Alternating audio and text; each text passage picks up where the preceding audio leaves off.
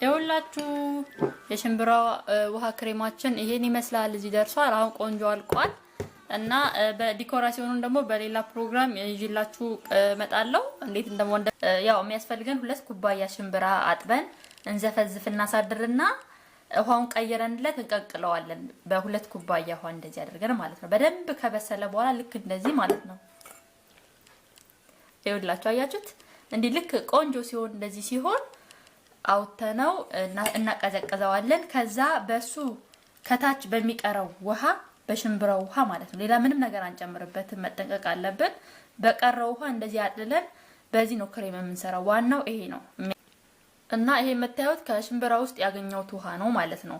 እና ውጪ ካቆየነው በኋላ ፍሪጅ በደንብ አቀዝቅዘን እንጠቀምበታለን ማለት ነው። አሁን በደንብ አቀዝቅዤዋለሁ። ፍሪጅ አድሯል የምታዩት ማለት ነው። አሁን ይሄንን ለመስራት ይሄ ዋንኛው ይሄ ሲሆን ተከታዮቹን ደግሞ አብረን እናያለን ማለት ነው። እና ቀጣይ ደግሞ የሚያስፈልገን ይኸውላችሁ እዚህ ጋር እንደምታዩት አጋር የሚባል ከአታክልት የሚሰራ የጀሎ ዘር ነው። የጀሎ ዘር ነው ግን ይሄ ጾም የለውም። አብዛኛውን ጀሎ ጾም አላቸው አብዛኛውን እና መጠንቀቅ አለብን። እዚህን ስንሰራ በጣም ማየት አለብን። አጋር ይባላል። ያው የቫኒላ ቴስት ነው ያለው። ይሄን የመረጥኩት ዛሬ ለራሴ። አሁን ይሄንን በቀዝቃዛ ውሃ እዚህ ጋር በ3 ማንኪያ ቀዝቃዛ ውሃ እንደዚህ አድርገን መጀመሪያ ይሄንን እናደርገዋለን ማለት ነው።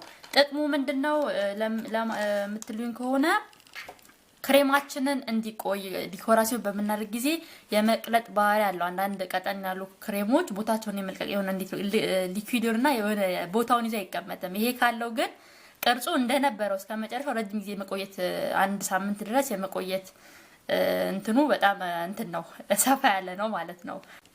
እና ጥቅሙ ይሄ ነው ላችኋለሁ። ቀጥለን አሁን እዚህ ጋር አንድ ሙሉ ዋና አድርጋለሁችን አሁን በቀዝቃዛ ውሃ በጣም ኮልት ቀዝቃዛ ውሃ መሆን አለበት። አሁን ይሄንን ወደዚህ እገለብጠዋለሁ ማለት ነው። በግምት ያው 3 ማንኪያ በሾርባ ማንኪያ 3 ማንኪያ ውሃ ይበቃዋል እዚህ ጋር። ከዛ በኋላ እንደዚህ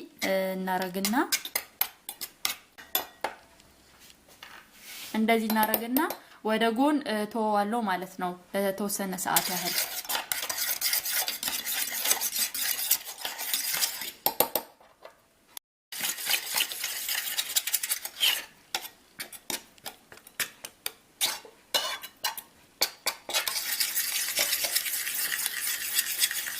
ይኸውላችሁ እንደዚህ አድርገን በደንብ እናዋህደዋለን። የጓጎለ መኖር የለበትም ያው በቀዝቃዛ ውሃ ማለት ነው። እና አሁን ይሄን ወደ ጎን አስቀምጥና ቀጣይ የሚያስፈልገንን እናያለን አብረን። ቀጣይ ያው 250 ግራም ዱቄት ስኳር ነው፣ አይሲንግ ስኳር ማለት ነው። እሱ ያስፈልገናል። ቀጣይ በቃ ይሄ ነው። ቫኒላ ያው እንደተለመደው ቫኒላ ሁሌ ጨምራለሁ እንደምታውቁት። እዚህ ላይ ግን በደንብ ያስፈልገናል። ምንም አይነት ስጋት መግባት የለበትም።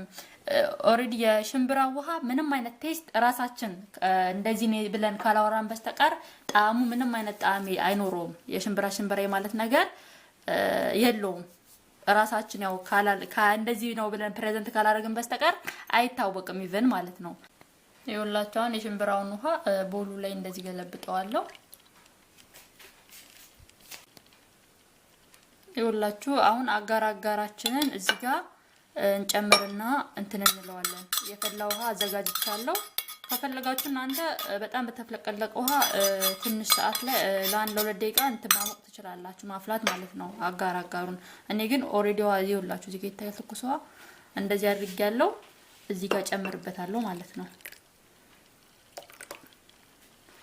ከዛ በኋላ እንደዚህ ካዋሃድኩት በኋላ ተወዋለሁ ውጪ ለትንሽ ደቂቃ። ከዛ መቀዝቀዝ አለበት፣ በደንብ መቀዝቀዝ አለበት።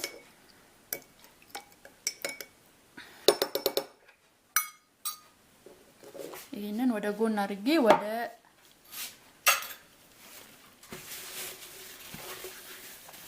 የሽምብራ ውሃ ክሬሙን ወደ መምታት ሄዳለሁ። የምንመታው ለ10 ደቂቃ ያህል በደንብ አድርገን ቀስ በሚዲየም ላይ አድርገን ጀምረና ከዛ በኋላ ፍጥነቱን እየጨመርን እንሄዳለን ማለት ነው። የማሽናችንን የመምቻችንን ማለት ነው።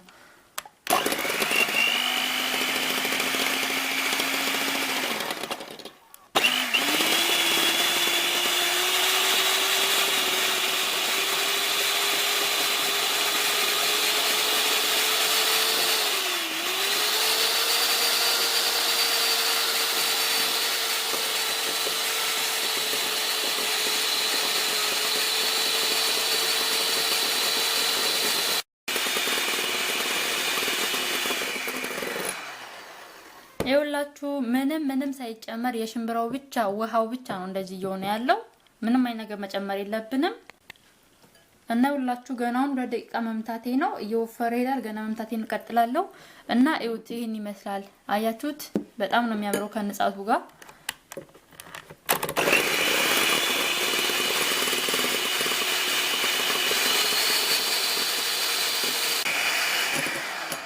ይኸውላችሁ የሽምብራ ውሃችን ለ10 ደቂቃ ያህል በደንብ መትቼዋለሁ። ባዶውን ምንም ነገር ሳልጨምር ማለት ነው። እንዲህ ቆንጆ ሆኗል።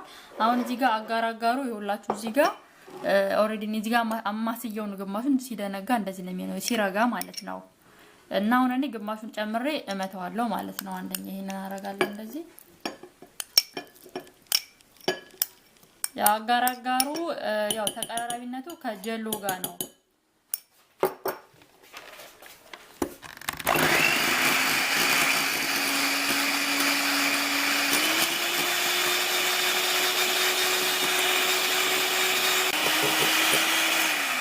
ይኸውላችሁ ለ3 ደቂቃ አጋራጋሩን ከጨመርኩ በኋላ መትቼዋለሁ።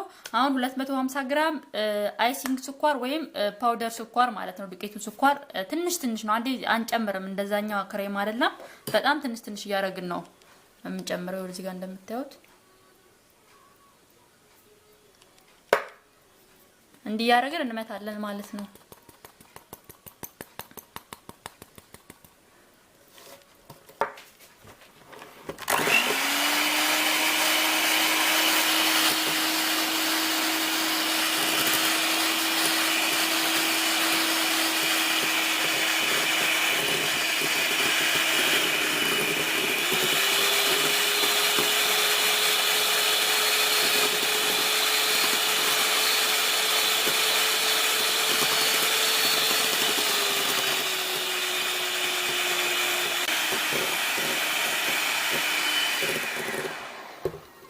ይኸውላችሁ ክሬማችን ይሄን መስሏል። ቆንጆ ክሬም፣ ምርጥ ክሬም ሆኗል። አሁን ቫኒላ በትንሽዬ በቡና ማንኪያ አንድ አጨምራለሁ። አጋራጋሩ ምንም አይነት ቴስት የለውም። ይኸውላችሁ ስለዚህ አንድ ይሄንን አደርጋለሁ እንደዚህ። ይኸውላችሁ ቫኒውን ጨምሬያለሁ። አሁን 2 ደቂቃ በደንብ አድርጌ መተዋለሁ። አጠቃላይ የሚፈጅብን ምን መታው ሰዓት ማለት ደቂቃ ማለት ነው 15 ደቂቃ ይፈጃል አጠቃላይ ማለት ነው።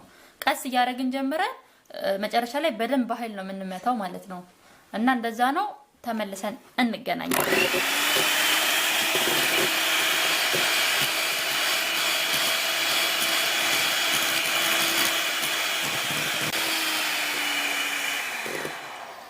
ይኸውላችሁ የሽምብራ ውሃ ክሬማችን ይሄን ይመስላል። እዚህ ደርሷል። አሁን ቆንጆ አልቋል። እና በዲኮራሲዮን